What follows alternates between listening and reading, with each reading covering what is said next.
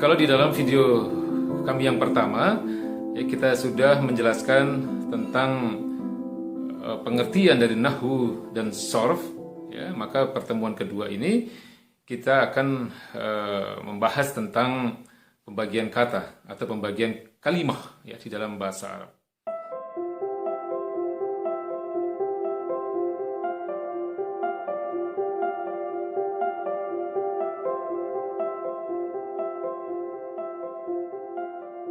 Ya, baik, di dalam video pembelajaran bahasa Arab untuk tingkat pemula, ya, atau untuk tingkat dasar, dalam pertemuan kedua ini, ya, kita akan menyampaikan materi tentang pembagian kata atau pembagian kalimah.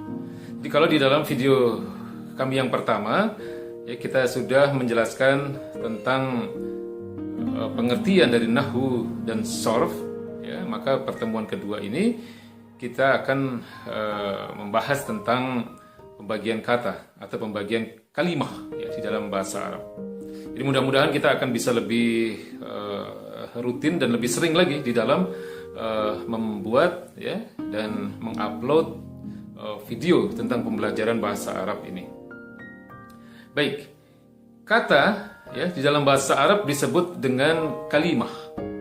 Ya, jadi kalau kita dengar kalimah dalam pengertian bahasa Indonesia atau kalimat, ya, ini pengertiannya berbeda dengan pengertian kalimah di dalam bahasa Arab.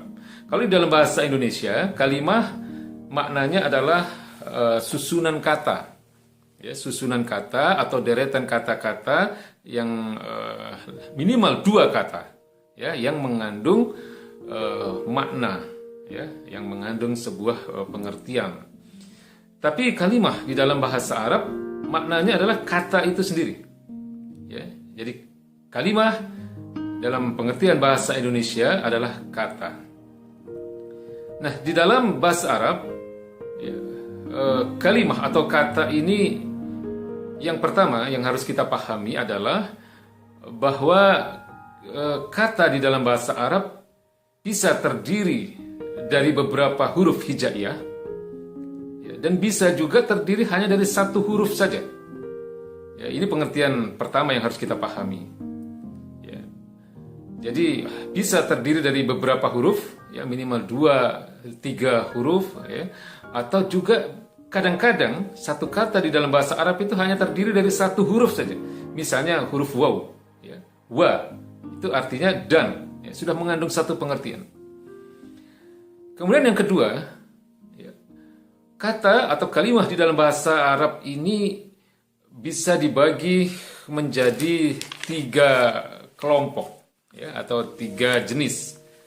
Ya, yang pertama adalah ismun atau isim. Yang kedua adalah fi'lun, ya, atau fi'il. Dan yang ketiga adalah harf, ya, atau harfun. Apa itu isim? Ya. Ismun atau al-ism adalah, kalau di dalam bahasa Indonesia ini kita kenal dengan kata benda dan kata sifat. Jadi dalam pengertian bahasa Indonesia, kata benda dan kata sifat itu tergabung di dalam kelompok isim. Ya, dalam bahasa Arab, ismun atau al-ism itu adalah, yang bisa masuk ke dalamnya adalah kata benda, ya, yang bisa saja itu merupakan nama dari seseorang, ya, atau nama benda, dan juga termasuk kata-kata sifat. Ya, ini juga masuk di dalam kelompok isim. Nah, yang paling penting yang harus kita pahami, salah satu cara, ya, untuk mengenali kata itu termasuk golongan, ya, atau jenis isim ini adalah, yang pertama, dia mengandung alif lam. Ya, jadi kalau ada kata di dalam bahasa Arab, dia diawali dengan alif lam, ya, atau al misalnya, maka itu pasti dia adalah termasuk di dalam kelompok isim. Yang kedua, ya, adalah kata yang mengandung tanwin, ya, bisa fathatain, bisa kasratain, atau dhammatain. Kalau ada kata yang mengandung tanwin, dia pasti isim. Ya, jadi contoh, ya, al-bait, ya, artinya rumah, atau Sa'idun, ya, nama dari seseorang, atau kabirun yang artinya adalah besar, ya, yang dalam bahasa Indonesia ini masuk ke dalam kelompok kata-kata sifat.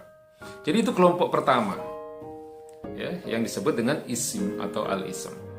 Kemudian yang kedua, kelompok kedua dari pembagian kalimah atau kata di dalam bahasa Arab ini disebut dengan fi'lun, ya, atau fi'l, yang kalau di dalam bahasa Indonesia adalah disebut dengan kata kerja, yang pengertiannya adalah sebuah aktivitas, ya, atau amal perbuatan yang dilakukan oleh seseorang atau lebih, yang aktivitas itu bisa terjadi pada masa lalu, ya, atau pada saat ini, atau pada masa yang akan datang. Ya, jadi mirip-mirip dengan bahasa Inggris, ya, ada tensesnya, ya, ada past tense, ada present tense, ada future tense. Nah, maka di dalam bahasa Arab, ya, ada kata kerja yang menunjukkan aktivitas yang terjadi pada masa lalu yang disebut dengan fi'il madi, ya, al-fi'il al-madi. Jadi kata kerja yang menunjukkan aktivitas atau perbuatan yang terjadi pada masa lalu. Dan ada kata kerja yang menunjukkan aktivitas atau perbuatan yang terjadi pada saat ini atau masa yang akan datang. Ya, kalau dalam bahasa Inggris disebut dengan present tense ataupun future tense. Tapi kalau di dalam bahasa Arab, ya, kedua waktu ini, ya, artinya aktivitas yang terjadi pada masa sekarang dan masa yang akan datang di dalam bahasa Arab, ya, masuk ke dalam kelompok kata kerja yang disebut dengan fi'il mudhari'. Ya, jadi itu adalah pembagian kata kerja di dalam bahasa Arab. Yang ketiga, ya, kelompok kata di dalam bahasa Arab ini disebut dengan harfun atau harf. Ya, kalau di dalam bahasa Indonesia, ya, analoginya adalah kata depan, ya, atau kata sambung. Ya, jadi misalnya fi yang artinya di, atau ila yang artinya ke, atau summa misalnya yang artinya kemudian. Jadi harf atau harfun adalah kelompok kata di dalam bahasa Arab yang merupakan kata sambung atau kata depan, yang pengertiannya adalah sebuah kata yang dia tidak mempunyai makna, dia tidak bermakna sebelum, ya, dia bersama-sama, ya, atau bergabung dengan kata-kata yang lain. Ya, itulah pembagian kata di dalam bahasa Arab. Ya, jadi seluruh kata di dalam bahasa Arab, ya, pasti dia akan masuk ke dalam 3 kelompok kata ini.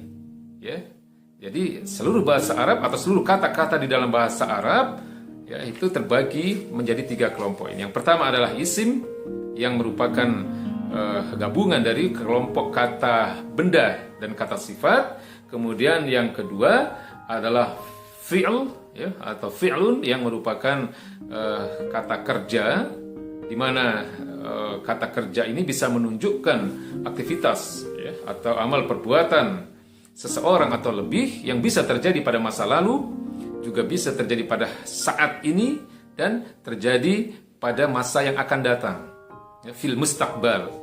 Kemudian yang ketiga, kelompok ketiga, ya, dari kata atau kalimah di dalam bahasa Arab ini adalah kelompok kata yang disebut dengan harf atau harfun, yang di dalam pengertian bahasa Indonesia harf ini adalah kata sambung, ya, atau kata depan.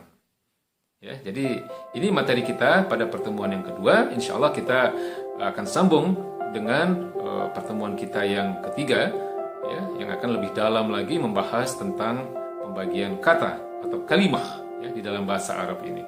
Terima kasih.